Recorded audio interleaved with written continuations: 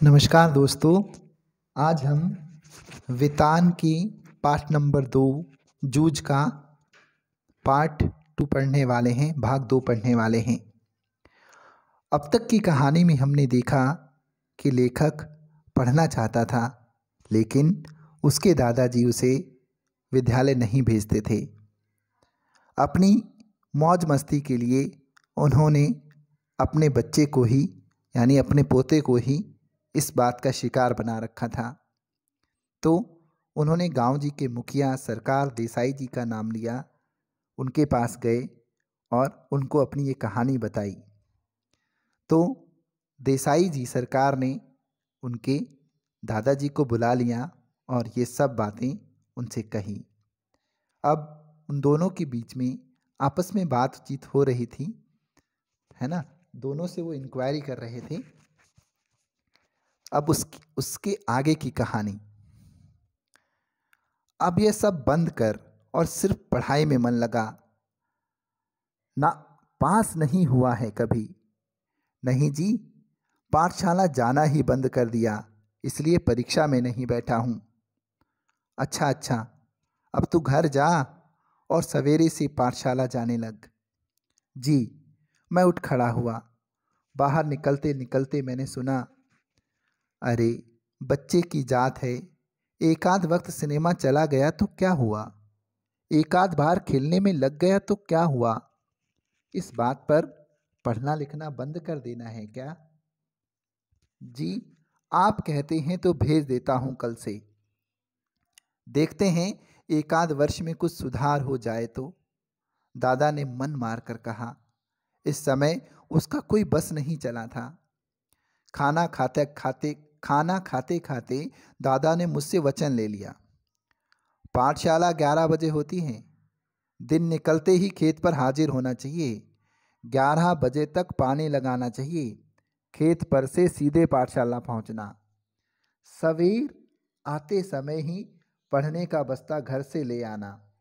छुट्टी होते ही घर में बस्ता रखकर सीधे खेत पर आकर घंटा भर ढोर चराना, और कभी खेतों से ज़्यादा काम हुआ तो पाठशाला में गैर हाजिरी लगाना। समझे? मंजूर है का? हाँ, खेत में काम होगा तो गैर हाजिर रहना ही चाहिए। मैं ऐसे बोल रहा था मानो मुझे सारी बातें मंजूर हैं। मन आनंद से उमड़ रहा था। हाँ, इतना मंजूर हो तो पाठशाला जाना, नहीं तो यह पढ़ना लिखना किस काम का। मैं सवेरे शाम खेतों पर आता रहूँगा ना। हाँ, यदि नहीं आया किसी दिन तो देख, गांव में जहाँ मिलेगा वहीं कुचलता हूँ कि नहीं तुझे। तेरे ऊपर पढ़ने का भूत सवार हुआ है, मुझे मालूम है। बालिस्टर नहीं होने वाला है तू। दादा बार बार कुर कुर कर रहा था। मैं चुपचाप गर्दन नीचे करके खाना खाने लगा था। रोते धोते पाठशाला फिर से शुरू हुई। गर्मी, सर्दी, हवा, पानी, वर्षा, भूख, प्यास आदि का कुछ भी ख्याल न करते हुए खेती के काम की चक्की में 11 से 5 बजे तक पिसते रहने से छुटकारा मिल गया। उस चक्की की अपेक्षा मास्टर की छड़ी की मार अच्छी लगती थी। उसे मैं मज़े से सहन कर लेता था। दोपहरी भर की कड़क धूप का समय पाठशाला की छाया में व्यतीत हो रहा था। गर्मी के 2 महीने आनंद में बीत गए। फिर से 5वीं में जाकर बैठने लगा। फिर से नाम लिखवाने की जरूरत नहीं पड़ी। 5वीं नापास की टिप्पणी नाम के आगे लिखी हुई थी। वहाँ 5वीं के ही हाजिरी रजिस्टर में लिखा रह गया था। पहले दिन कक्षा में गया तो गली के 2 लड़कों को छोड़कर कोई भी पहचान का नहीं था। मेरे साथ ही सभी लड़के आगे चले गए थे। मेरी अपेक्षा कम उम्र के और मैं जिन्हें कम अक्ल का समझता था, उन्हीं के साथ अब बैठना पड़ेगा। यह बात कक्षा में पहुंचने पर समझ में आई। मन खट्टा हो गया। बाहरी अपरिचित जैसा एक बेंच के एक सिरे पर कोने में जा बैठा। मास्टर कौन है, इसका पता नहीं था। पुरानी किताबों और पुरानी कापियों का उस कक्षा से कोई संबंध नहीं था। फिर भी लट्ठे के बने थैले में उन्हें ले आया था।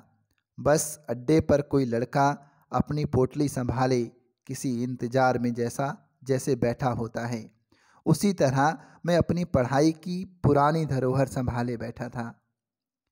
क्या नाम है मेहमान?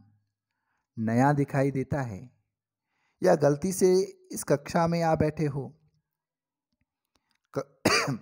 कक्षा के सबसे ज़्यादा शरारती चौहान के लड़के ने सामने आकर खिल्ली उड़ाने के स्वर में पूछा। मेरे ध्यान में आया कि मेरी पोशाक भी अजनबी जैसी है। बालू गड़ी की लाल मट्टी के रंग में मटमैली हुई धोती और गमछा पहनकर मैं अकेला ही था। देखे देखे तुम्हारा गमछा, कहते हुए उसने मेरा गमछा खींच लिया। गया अब मेरा गमछा। पूरी कक्षा में इसकी खींचतानी होगी और फट जाएगा। मन में यह सोचकर रुआं सा हो गया, लेकिन वैसा कुछ हुआ नहीं। उस लड़के ने उसे अपने सिर पर लपेट लिया और मास्टर की नकल करते हुए उसे उतार कर टेबल पर रखकर अपने सिर पर हाथ फेरते हुए हुश की आवाज़ की। इतने में मास्टर आ गए और वह गुंडा झट से अपनी जगह पर जा बैठा। मेरा गमछा टेबल पर ही रहा। पहले दिन ही इस घटना ने मेरे दिल की धड़कन बढ़ा दी और छाती में धक धक होने लगी। रणनवरे मास्टर कक्षा में आए। टेबल पर मटमैला गमछा देखकर उन्होंने पूछा, किसका है रे? मेरा है मास्टर। तू कौन है? मैं जकाते, पिछले साल फेल होकर इसी कक्षा में बैठा हूँ। गमछा ले जा पहले। उसने छड़ी से मेरा गमछा उठाकर नीचे डाल दिया। मैं उसे उठाने गया तो कहा, यहाँ क्यों रखा है मूर्खों की तरह?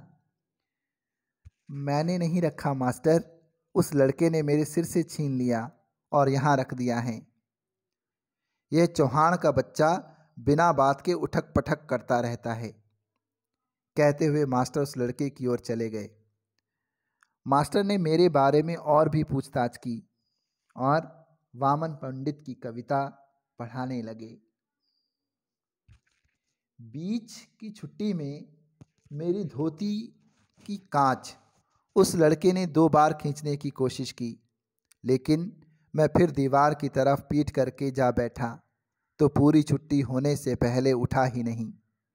खिलौने के लिए बनाए गए कौवा के बच्चे को खुले में रख देने पर जैसे कौवे चारों ओर से उस पर चोंच मारते हैं, वैसा ही मेरा हाल हो गया। मेरी ही पाठशाला मुझे चोंच मार मार कर घायल कर रही थी। घर जाते समय सोच रहा था कि लड़के मेरी खिल्ली उड़ाते हैं, धोती खींचते हैं, गमछा खींचते हैं, तो इस तरह कैसे निभा होगा। नहीं जाऊंगा ऐसी पाठशाला में। इससे तो अपना खेत ही अच्छा है। चुपचाप काम करते रहो। गली के ही 2 लड़के हैं कक्षा में, वे भी मुझसे कमज़ोर हैं, वे क्या मदद करेंगे। मन उदास हो गया। 4वीं से 5वीं तक पाठशाला अपनी लगती थी, लेकिन अब वह एकदम पराई पराई जैसी सी लगने लगी है। वहाँ कोई नहीं है। सवेरे हो जाने पर मैं उमंग में था, फिर से पाठशाला चला गया। माँ के पीछे पड़कर एक नई टोपी और 2 नाड़ी वाली चड्डी मैल खाऊ रंग की 8 दिन में मंगवा ली। चड्डी पहनकर पाठशाला में और धोती पहनकर खेत पर जाना शुरू हुआ। धीरे धीरे लड़कों से परिचय बढ़ गया। मंत्री नामक मास्टर कक्षा अध्यापक के रूप में बीच में आए। वे प्रायः छड़ी का उपयोग नहीं करते थे, हाथ से गर्दन पकड़कर पीठ पर घूसा लगाते थे। पीठ पर एक जोर का बैठते ही लड़का हुक भरने लगता। लड़कों के मन में उनकी दहशत बैठी हुई थी। इसके कारण ऊधम करने वाले लड़कों को प्रायः मौका नहीं मिलता था। पढ़ने वाले लड़कों को शाबाशी मिलने लगी। मंत्री मास्टर गणित पढ़ाते थे। एक आध सवाल गलत हो जाता तो उसे वे अपने पास बुलाकर समझा देते।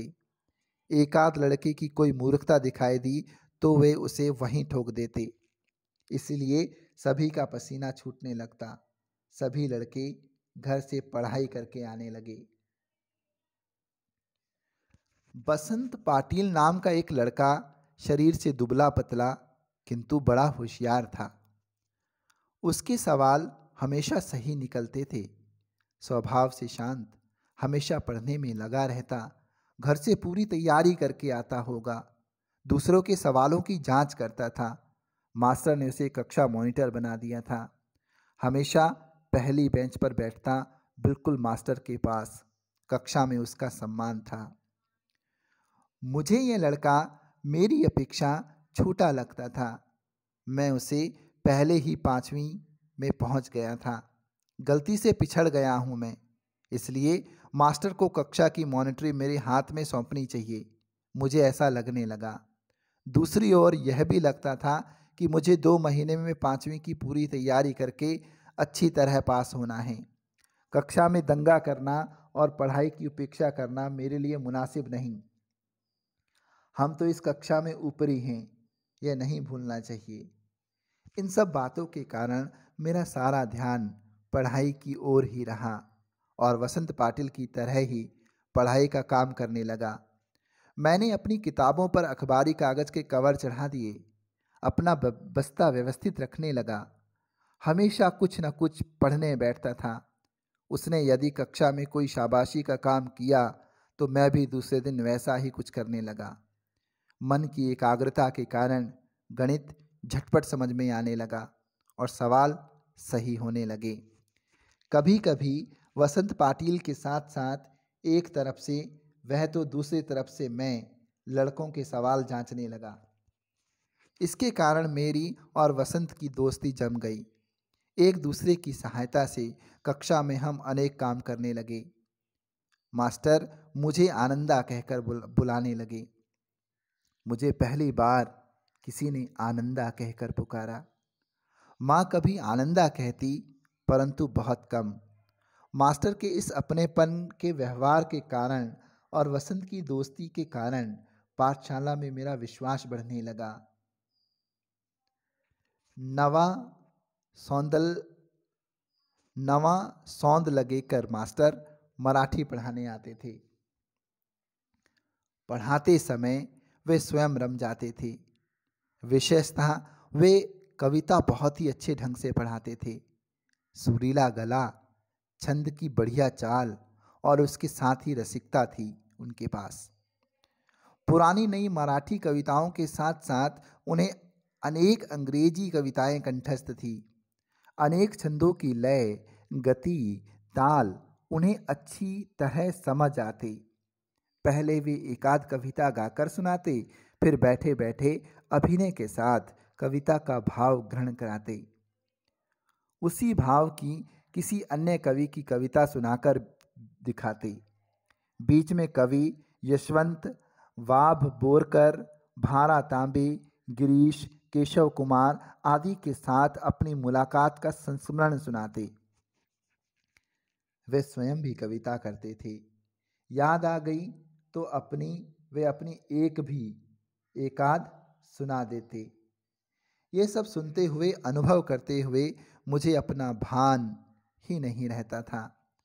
मैं अपनी आँखों और कानों में प्राणों की सारी शक्ति लगाकर दम रोककर मास्टर के हाव भाव, ध्वनि, गति, चाल और रस पीता रहता। सुबह शाम खेत पर पानी लगाते हुए या ढोर चराते हुए अकेले में खुले गले से वे सारी कविताएं मास्टर के ही हाव भाव, यति गति और आरोह अवरोह के अनुसार ही गाता। उन कविताओं के अर्थों से खेलता हुआ मैं आगे पीछे आता जाता था।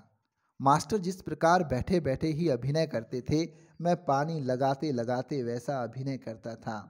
क्यारियाँ पानी से कब की भर गई हैं, इसका भान ही नहीं रहता। मास्टर की चाल पर दूसरी कविताएं भी पढ़ी जा सकती थी, इसका पता भी मुझे उसी समय चला। इन कविताओं के साथ खेलते हुए मुझे 2 बड़ी शक्तियाँ प्राप्त हुई। पहले ढोर चराते हुए, पानी लगाते हुए, दूसरे काम करते हुए अकेलापन बहुत खटकता था। किसी के साथ बोलते हुए, गपशप करते हुए, हंसी मजाक करते हुए काम करना अच्छा लगता था। हमेशा कोई ना कोई साथ में होना चाहिए ऐसा लगता था। लेकिन अब अकेलेपन से कोई ऊब नहीं होती। मैं अपने आप से ही खेलने लगा। उल्टा अब तो ऐसा लगने लगा कि जितना अकेला रहूं उतना अच्छा। इस कारण कविता ऊंची आवाज में गाई जा सकेगी, किसी भी तरह का अभिनय किया जा सकेगा। कविता गाते गाते थुई थुई करके नाचा जा सकता था।